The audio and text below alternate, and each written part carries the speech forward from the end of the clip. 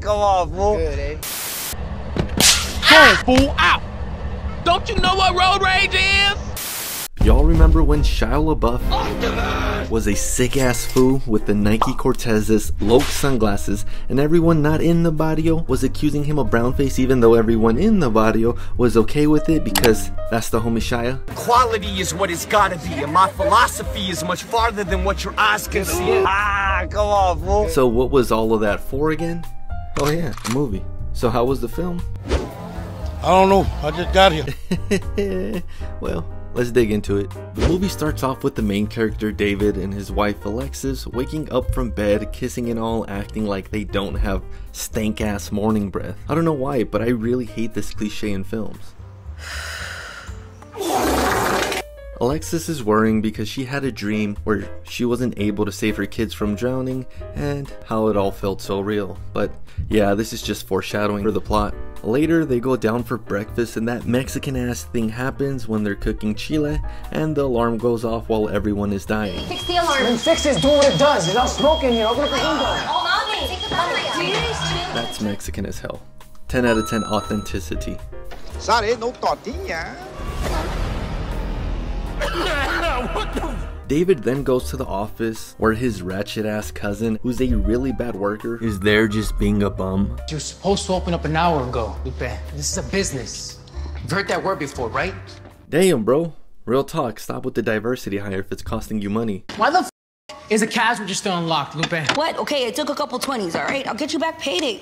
Man, I'm your little cousin, all right? You can't fire me. You're a wormy sucker, you know that? The homie Shia, Creeper, shows up looking fresh to death while locking and loading when this affiliate comes in for business. Creeper then feels him out, but he overdoes it a bit. You heard of me? You know why they call me Creeper, fool? Cause if you don't pay your taxes, I'm gonna be creeping in the culo. Hey, wait. They give the laydown to the new affiliate about how things work and what's the system in place, the consequences, the main jefe, and to pay your taxes, even if that means doing all of this. If you're stacked short, go rob a bank. Rob your own mother. Hey, yo, what the f? After that, we get some good ass character chemistry in the car. Look at the pictures of the bitch she's smashing. I didn't say it. Here she is with carrot in her ass. Come on, fool. They go see George Lopez and discuss business, but it isn't 3 a.m. and his song isn't waking you up, so they go back to the car for more great chemistry. Hey, how come I didn't get an invite to the Kingston? You can come through. Next stop, they go to ease some tension because some blood was dipping in some cholo's girl, and David resolves the issue. Says he's a noble leader, I guess. It wasn't business, it wasn't racial. Just some young guns tripping personal. Check those responsible. You're a candle in the darkness.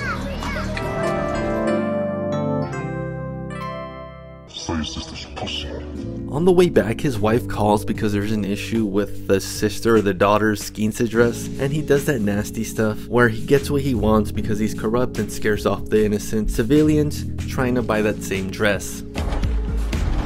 Bye. Once he gets home, his wife starts counting the racks and tells him that they are 20K short, so he's gotta go handle it. And it turns out that it's that new affiliate who's only keeping the money because his daughter has leukemia and they don't have any insurance. So David was gonna waste that fool, but he changes his mind. My little girl's got leukemia, man. I'm sorry. Prove it. This morning in the children's hospital. He's lying, Damien. What's her name? Isabella. Let's go, Creeper. Him and Creeper get a sudden text to pick up a big ass stash, and it's Brian Ortega. He was a dope ass UFC fighter, but lately he's also gotten lost in the cholo sauce. Anyways, it turns out to kind of be a setup where there's this cartel boss, and he's basically telling the two that the cartel is in charge now. I'm the future, and you the past. So Venom, He smelled my ass. and all this right here, it's my money. Soy Conejo, don't you forget that name. Cause it's not a mistake. It's an earthquake, and everything get knocked down. David asked George Lopez's character about the new cartel boss and about his background and all that, and George Lopez gets scared AF and then kind of reacts all out of hand. You're scared of him. What the did you say? If you were my nephew, I'd stick your face in that fire until you stop moving. All right, Holmes? I ain't scared of any motherfucker, all right? Now bounce. The following scene is David and his wife talking in bed on how she wanted him to take out her drunk and abusive father, and his wife is low-key kinda bad, like literally evil. See, a couple weeks before you met me, my dad got really drunk. I come out of my room and my dad is beating my mom with a chair. I was gonna get you to fall in love with me and get you to kill my dad. Told ya. It's quinceañera time and it's a good time. George Lopez heads over to go take care of Conejo, the main baddie, and these two stay and chill. All while David is having this really cheesy ass moral dialogue. I love my family. I love God. Oh, me. God allows me to walk through darkness and come back into the light. I have 2 words. You can too. Oh really? This you? If you stack short, go rob a bank. Rob your own mother. Creeper is the exact moral opposite though. God doesn't exist. Die, I die. That's the end of the book. I see so many fuckers begging, pissing, shitting themselves for one more second of life. And when I'm there pulling their card, I'm their God. When I'm there, I'm God. Don't say that, mijo. Don't say that. Hey yo, that's kinda creepy. Oh, brother, this guy stinks! Ah, come on, fool. Out of nowhere, Conejo's girl crashes the quince and leaves this message. So they go meet up at the spot, and it turns out that George Lopez got whacked and stuffed into a box. I can breathe. I can breathe. And Conejo tries to convince David to join the other side. All you gotta do is kiss the ring and join the family. I'll give you something that your uncle and wizard have kept from you all this time. Pero he decides to go take him up with the homies later. Conejo does some sangria and ambushes David and his crew.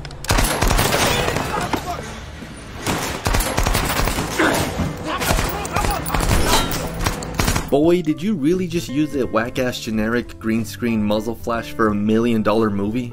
Hell no. Real talk, look at that shit. The director of this film is David Ayer, who's responsible for Training Day and freaking Dope-Ass Fury. Now look how far his gunplay has fallen. David escapes, but everyone else gets got, and Creeper gets snatched. Man, that shootout was whack as hell. I still can't get over it. I mean, even Blood In, Blood Out had a better one. They just don't make them like they used to. Give me some chon-chon. Anywho, David busts a real-life GTA. Hey, fool, out! Don't you know what road rage is? And then grabs his wife from work and they both bail out. When, all of a sudden, Conejo sends David a video of Creeper getting creeped on. Oh shit, sick roast. It's like some shit that you'd probably see on Best Score or Live Leak back in middle school on some random ass Monday in the middle of PE. Y'all remember those days? Shit, I miss my childhood. Like, comment, and subscribe if you agree. Wait, where were we? Oh yeah. Now David and Alexis pick up their kids and they're planning to lay low while David goes to dig up some big ass hidden stash of like $1.6 million. Once he gets back to meet up with his wife and kids, it turns out that she gets got and the kids are kidnapped. So he does a prayer for her. Please take her by the hand, Lord, and hold her close. And then goes super sicko mode. He goes to the leader of the Bloods asking for help and pleads to them, and they basically say yes, like deadass, no questions asked. They're just joining because David is a candle. You're a candle in the darkness. And man, I ain't buying that. For reals, just put in the script that the Bloods owe like a 200k debt, and that if they help, then David will erase that debt. Or like somewhere some written dialogue where David tells the leader of the Bloods that, hey, if you don't help me now, Conejo's gonna take over, and do you all really want to be dealing with some cartel shit and have live leak videos while your kids are in PE? No, y'all don't? Okay, good choice, so come help me. Or even just have David cut them a piece of that 1.6 milli. But they really don't put anything like that on it. The film's just like, They took my kids. What you need? You riders with heart. Fucking kill us with choppers, bro. This is a good here, man. That's right. I told you, use the candle. We with you. That's right. pero I mean, I guess. They hit one of Conejo's strongholds and there's a shootout. Oh, hell no! Did you hear that? One more time. They literally used an M1 Grand Ping sound effect when that old ass gun ain't even in the shot, frame, or in the whole damn movie. Just throw the rest of the gunplay in this film away, man. Just kidding, it's not that bad, but if you know about guns or about it, this kind of stuff really just irks you. Yeah, them gun effects are whacked. They kidnap this guy and make him give up the location of David's kids, and they're at Conejo's abuelita's house, but She just snitches on him because she knows her mijo's up to no good. So they get Conejo's location and it pops off. I gotta do this alone. You know, alone tonight. The ripping and the tearing, the ripping and the tearing.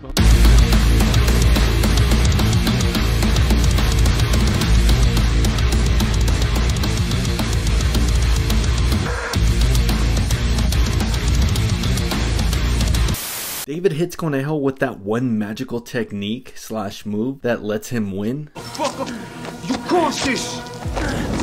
Grab his dick and twist it! Oh my god, dude! You twist that dick!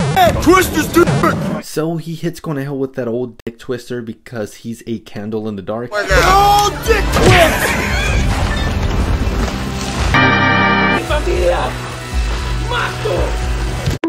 And the film ends. Oh, I also forgot to mention that the main jefe is none other than the great Jimmy Smith himself. My boy was barely in the film for like a minute and a half. Overall, the film ain't that bad, it just ain't that great. And the whole controversy with Shia LeBeouf wasn't really anything that bad. If you've been to the Barrio, you already know there's white cholos, there's black cholos. There's nothing really controversial about that. We're past that whole Miklo stage. It was just people getting mad for the sake of being mad. It's just a shame though, they built Shia's character Creeper to be this badass mofo, and they hardly even show it. But the best part of the films are definitely Creeper's and David's connection. This shit feels real as hell. However, the horrible parts of this film are freaking horrible. For example, that whole moral ambiguity with David and oh, might he be a good guy? He's trying to be a man of God, but he's not. But it's like, no, because then David will be like, God lets me see the light. Sell your sister's pussy. God, please take her. Rob your mom's purse. Creeper, believe in God. And it's like, kill all these mofos. Even with his wife, Alexis, or whatever her name was again.